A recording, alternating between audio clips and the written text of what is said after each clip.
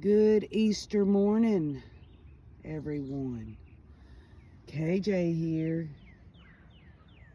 on a beautiful, beautiful Easter morning here with Mr. Wayne. Want to say hello to everybody? Hello, everybody. And we're here at Davy Crockett's homestead. Now you might be wondering, what is old KJ up to? Davy Crockett was a pioneer, a patriot, a soldier, a trapper, an explorer. He was a state legislator. He was a congressman. And yet with all of that, he was martyred at the Alamo. Many of y'all have heard that story. Great people in our lives through history, whether it's in the Americas, whether it's wherever it's at. Humanity has always found a way to rise above things. As I walk down through here on this glorious day, I want to take a moment to acknowledge that life is short. Life is so much bigger than any of us can imagine. You think about the history of everything, really. But something always finds a way to break the monotony of man's, I don't know, his accomplishments, his strivings. It's usually the sounds of birds and the beauty of nature. But folks, here on Easter Sunday, I just want to say that man's most noble things that he could possibly do, the most pure things that a man could do, can only be done through God. God is the only one that deserves all praise and all glory. He gave us everything we needed to build the fences, to provide for our families. And as I see over in the distance, I see someone who might, just might, give us a glimpse into this world that's long since gone.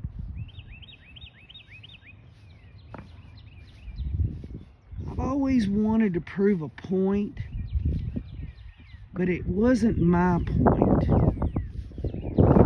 It's always been something a little more. And as we walk towards the answers to why mankind does what mankind does, let's meet now a man of the past, a man who had to do what he had to do. I do. Good morning. How y'all doing? Good, how are you? Well, I'm just having more fun than a centipede in a foot. A fine looking bear dog you got there. What are you doing, Mr. Crockett, on this fine, beautiful Easter morning? Well, I cannot ever presume that I'm Mr. Crockett. Mr. Crockett, while living here on this homestead, left here when he was only 6 years old. But this is where David's story begins, right here. Have you all been to the homestead before? Yes, we come here quite frequently with the dogs. Oh, great. Well, we always welcome the quadrupeds and the canine persuasion, so feel free to step inside. Just watch your head. Now, the Crockett's arrived here in the settlement around 1780. You have a good sidewalk there? By the time David was born on August 17, 1786, He was one of 5 children, and that crop kept growing because by the time he was 6 years old, he was one of 9. Big family, as a lot of these folks were out here in the frontier. In fact, by the time he died, he was the father of 8, 2 of whom were stepchildren, and he was heard to say that he was better at increasing his family than his fortune. But he was an individual born without much title and not much social economic advantage, typical frontier family, although his father may have been a little bit better off than some of the folks here in the settlement, as his father, John, also served as a constable. He was also a justice of the peace for a time. He bought and sold land. He paid taxes here. What that meant was he was a landowner. But all in all, a typical frontier family, just one step ahead of the creditors. All right, thank you. Have a good day. Oh, you too now. Safe travels to you. Yeah. Now, David was a fella who, well, most of his adult life, he had virtually no formal education. He had a spattering of education as a young man, probably no more than 6 months worth here and there. But all in all, he was self-educated. Now, he was also a man of high standards and principles. In fact, more often than not, he behaved according to the principle that would put the welfare of the public before his own personal interests. In fact, one of his quotes was, "Whenever I had anything and I saw a fellow human suffering, well, I'd be more inclined to help him out than to benefit myself," which is one of the true secrets as to why I'm a poor man to this day. But because of his humble beginnings, lack of education, he was a fella who can make friends very easily. He got along with his neighbors.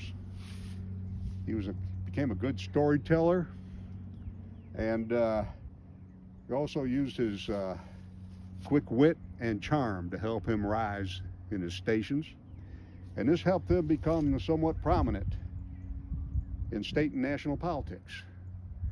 He became a Tennessee state legislator, serving 2 terms. He also served 3 terms in the United States Congress. In fact, at one point, his political party was considering throwing his name in as a candidate for President of the United States. But as he was running for his 4th term in Congress, he was losing that battle. One of the issues, which may have been the cause of this loss, was his support for the Indians. This was during a time when Andrew Jackson was President of the United States. Jackson had the Indian Removal Act. Trail of Tears, all during that period of time. Well, David Crockett fought against that, and he and Jackson became bitter enemies. But Crockett always said he'd always been a Jackson man, but Jackson was not. But Crockett, knowing he's losing his 4th term in Congress, this is when he pretty much made up his mind to start a new life for himself and family. And so he headed out to Texas, scouted out, explored land to live on, bringing in an income of some sort. Wrote a letter to his family telling them that once he gets settled in, he'll have them come out and join him. But they didn't know of his death until 2 weeks after his death, 2 weeks after he fell at the Alamo. But this is where his story begins. Everything we built here on this homestead, based on research, documentation, so what you see would look very familiar through the eyes of the Crockett's if they came back here today. The cabin is a very small, cramped cabin. We know the Crockett's lived in a cabin very much like this when they first arrived here. There's nothing more than a roof over their heads, staying out of the weather, laying a crop. And no doubt, by the time that crop was grown, the family, they would have had a bigger cabin here. Now, David writes in his narratives during the time he was serving in Congress that his father settled the family down at the confluence of Limestone Creek, where it flows into the Nolechucky River, which is right behind you here through the gap in this fence. So it would have been right up in this area here, covering this general area. The cabin is open. Feel free to step on inside. Just watch your head.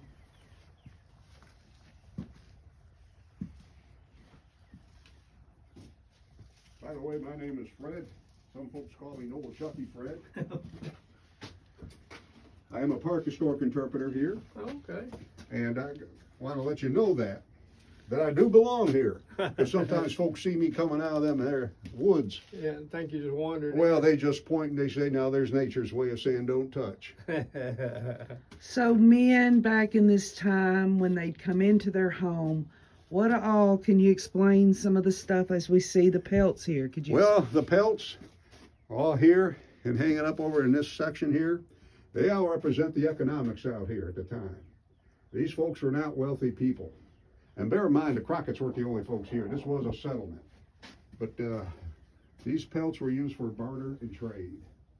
Once the family's stocked with food and pelts for the winters and such, many times the surplus would be packed up and taken to the larger towns, sometimes even over the mountains over here, Baltimore, Charleston, Richmond, to do barter and trade for things that they could not get out here, or difficult to get, like salt, lead, flour, and various other items. Did they attend church, or do you know his? Well, the Crockett's were of the Methodist persuasion. But Crockett was asked about his religious proclivities, and he said he never had much proclivity toward religion. In fact, there was one small event that took place while he was in Congress, that his oldest son, who had found a church, found religion, was trying to get his father to become religious. But folks, I have to tell you, the woods was Crockett's church. Do you have examples of some maybe of his statements, or what lends you to believe I do. Could you share When he first started out in politics, I like to talk about him as a politician because a lot of folks come out here to the park and they get their education about Crockett from Walt Disney, Yeah. the Fess Parker. Crockett was a great bear hunter, we know that. I wouldn't consider him to be an Indian fighter. He fought the Indians, he did, briefly during the Creek Wars in his younger days, and he was disgusted by what he experienced. And there's no record of him ever having a set-to with Indians afterwards.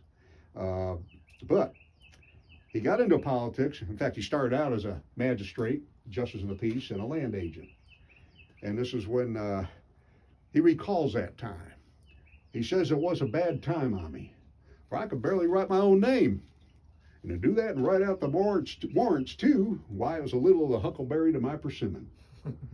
He had his bailiff write out a lot of the warrants and the sheriff and such, but all in all, I would say he was mostly self-taught. Yeah. Now, he got into politics, and he's running for state legislator here in Tennessee, very intimidated by his better educated opponents. Crockett tended to, at that time, he tended to avoid debating the issues of the day. He was very intimidated. Well, at times he would even memorize his opponent's speech and give that speech first, leaving his opponent with nothing to say. Well, one time, early while he was running against a couple fellas and for state legislator, and he was asked later on how he felt about getting on the stump in front of people. And Crockett's response was, well, the thought of having to make a speech makes my knees mighty weak. It sets my heart to a fluttering, almost as bad as my first love scrape with the Quaker's niece. And as good luck would have it, why, the big candidates over there, they talk for most of the day, and when causing you folks to become worn out with fatigue. And that afforded me a good apology for not discussing the government. Later on, he's running for the same office against a fellow named Cook. Why, Crockett was down there in the crowd listening to this scalawag up there on the stump telling all kinds of lies about him. Well, Crockett, during this early period, figures, well, this is just the way politics is, and wow, he could do one better than that fella up there. So he gets up on the stump and starts telling all kinds of lies about his opponent. Well, David has somewhat of a reputation for being an honest man, and folks down in the crowd were looking at David and said, now, David, we always figured you to be an honest sort, but here you are talking big stories on that feller. Crockett very contritely, well, I picture him just scratching his chinny whiskers, and he says, well, about friends and neighbors, I did lie. Why, he was talking big stories on me, and I had to show him, if it came down to it, that I could tell a bigger lie than he could. Here are my friends and neighbors. Why, we hunt bear together, sat around the table, we do some gormandizing on the quadrupeds of the porcine persuasion, shared the corn. You know, folks know what the corn is. Yeah, we know what the corn is. I call it O be joyful. Oh, Well, you know who I am. You know that I can run faster, walk longer, leap higher, talk better, and by jinkies, I can tell more and bigger lies than my opponent and all his friends any day of my life. So I figured Crockett was an honest liar. But he learned a lot of lessons climbing that political ladder, and by the time he got to Congress, why, he was a pretty savvy politician. He could stand toe-to-toe with his far better educated opponents, the colleagues, and debate the issues of the day. He knew the Constitution, he knew the law. He was the first common man to sit in Congress. But he always went out of his way to maintain that backwoods frontier persona, which connected him to his constituents. Well, his fellow colleagues sitting in Congress tend to look down at David as a backwoods, uneducated rube. Gentleman from the cane, they called him. Crockett later on took that as a badge of honor. And what we're talking about is the river cane. Mm-hmm. Well, one day, it's one of my favorite anecdotes. While Crockett was standing along Pennsylvania Avenue around 1830 in Washington City, while he was enjoying a sunny day, watching a farmer driving a herd of mules down the road. Fellow congressman from Massachusetts and some of his colleagues were across the street, see? And that congressman yells out, says, and I say, Crockett, I see your constituents parading down the road. Where are they going? Crockett shouts back, why, they're on their way to Massachusetts to teach school. Finally, he's running against, for his fourth term in Congress, he's running against a very powerful politico named Adam Huntsman. Now, Huntsman had a strong political backing. He was supporting many issues that were favorable to a lot of the folks out in the frontier, one of which was removing the Indians. Crockett fought against that. This is one of the issues why he's losing his own support. There were other issues, but that was pretty much on the top of the list there. Crockett, knowing that he's losing against this fella who was sporting a wooden leg. He lost his leg during the Creek Wars. This makes Huntsman somewhat of a hero at the time. But Crockett was in Memphis, standing on a bar in a tavern, literally. He was standing on that bar in McCool's Tavern, and old man McCool his hide was being chapped by this because he had just had that bar refinished, see. But Crockett was passing the creature around, corn whiskey, and he's realizing he's losing the support of a lot of his own constituents, and he says, neighbors, now I suppose y'all are aware that I recently was a candidate for Congress. Now I told the voters if they elected me, why, I would support them to the best of my ability. But you bandy-legged scudders all threw your support in for that timbered toe. Why, y'all can go to hell. And by jinkies, I'm going to Texas. And I'm on my way now. And as you know, he meets his demise at the Alamo. He sure But did. again, all this around here where you're standing is where David's story begins. He has a long memory. Yeah, I say so. He writes in his narratives about some of his boyhood adventures and misadventures here along the Noah Chilton. He reminds me he didn't have much use for britches. Well, Now, we do put out on our website, David Crockett Birthplace State Park, we put out a calendar of events. And we have events and programs here all year round. Biggest event we put out is Crockett Days in August. Celebrates his birthday, 3-day frolic if you happen to be in this neck of the woods. But we also put on programs on learning the skills of what these folks had to know to survive out here. Everything from fire making, flint and steel, period cooking, learning how to track animals and such. And all kinds of programs such as everything for the adults. We have practically every other month. We pretty much have a live fire flintlock shoot up here in the trees. Now Let me ask you a Sure. quick question. What do you think? I mean, because you seem to have really studied him historically and everything. What do you think Davy Crockett thought about man's own glorification of himself? Well, now you're getting a little bit over my head on something of a question like that. Well, But think about what you know about him. Did he feel like man could really just shoot the stars? Did he feel like anything could be done by man? What do you think? He felt if he can do what he does, everybody else can. It was just a matter of survival day by day back in that day. I guess what I'm trying to say is, was he one of those like cheerleader types to other people, like, hey, you can, or anything? Like, you know how the politicians. Nothing I'm aware of. He just paid more attention to himself and his family. Hoping that his children would, I'm sure, grow up and become successful, because he himself really never became wealthy. A lot of his private enterprises either were destroyed in floods or fires. Yeah. In fact, there's kind of a running joke that David Crockett and water never really mixed.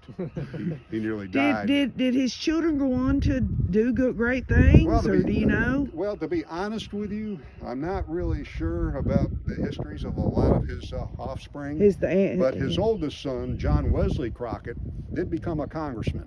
Okay. After his father's death, and he was able to push through some of the bills that his father attempted to push through, but was unsuccessful. But yeah, John Wesley became a congressman. But as far as the other folks, I mean, I meet descendants all the time. I mean, we have doctors and lawyers, and wow. so we have very interesting Crockett family reunions here. Right. And I really focus on Crockett and his immediate family.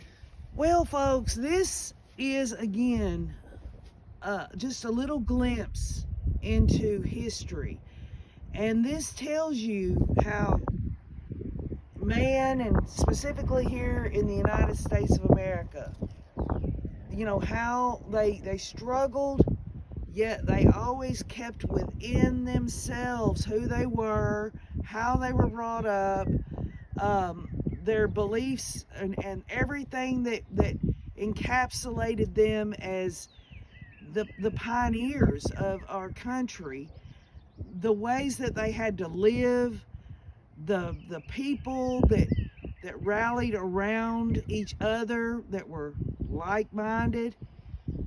Folks, the bottom line is no matter what goes on in this world, in whatever part of history that we are in, you can make a difference. You just put one foot in front of the other, and it all takes care of itself. So, and when you get right down to brass tacks, get right to the source of how Crockett felt, if I haven't mentioned this before, and I'll quote him. He was a man of high principle and standards, and more often he behaved according to those principles that put the welfare of the public before his own personal interests. And one of his quotes was, "Anytime I had anything and I saw a fellow human suffering, why, I'd be more inclined to help him out than to benefit myself," which is one of the true secrets as to why I'm a poor man to this day. But that is who I am.